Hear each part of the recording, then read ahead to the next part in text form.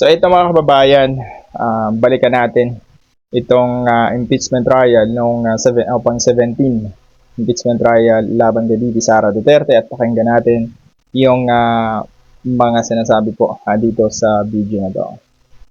Ang proseso, binastos.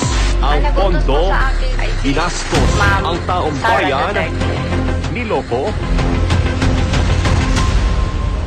Siya po ang itinalaga ng aming Vice President. Naniwala din ako kay La Chica, Your Honor, kasi siya po ang itinalaga ni Vice President Sara Duterte, Your Sa Honor. testimonya mismo ni Special Disbursing Officer Acosta nagmula, ang security officer tila naging disbursing officer. Tama ba ito? Asan ang accountability?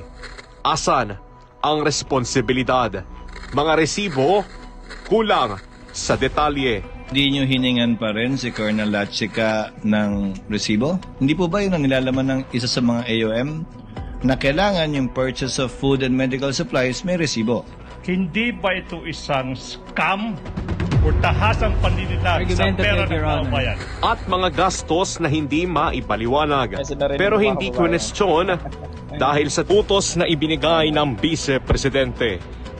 Utos ng Vice ang nangibabaw, pero sinira ang tiwala ng taong bayan. Si La Chica po ay, siya lang po ang itinalaga na security officer, Your Honor, na siya ang mag-implement po, Your Honor, ng mga proyekto o activities po ng confidential, Your Honor. Tiwala ng Vice ang nangibabaw, pero sinira ang tiwala ng taong bayan.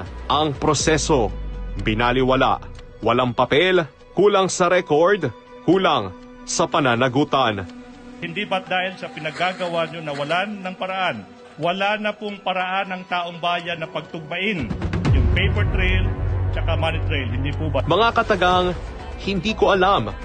Paulit-ulit narinig sa plenaryo. Pera ng taong bayan na nakataya, sinumpaang mandato, binaliwala.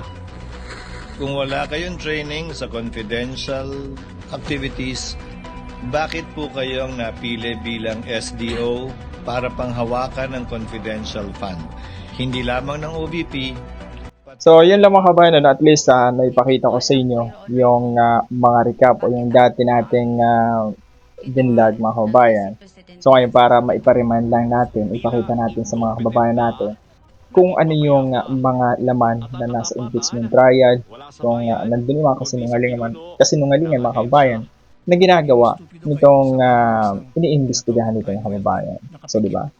So, sana si Bibi Sara Duterte ay humarap sa mga ganito. Hindi niya dapat iharap yung mga tao na katulad ni Acosta. Kita nyo naman, kawawa mga kababayan, talagang kung pakinggan natin yung boses niya. Talagang napakahinahon, kumbaga, ang hina, parang may sakit mga kababayan. So sabagay, galing naman kasi talaga sa sakit tong si Acosta. Pinagsamantalahan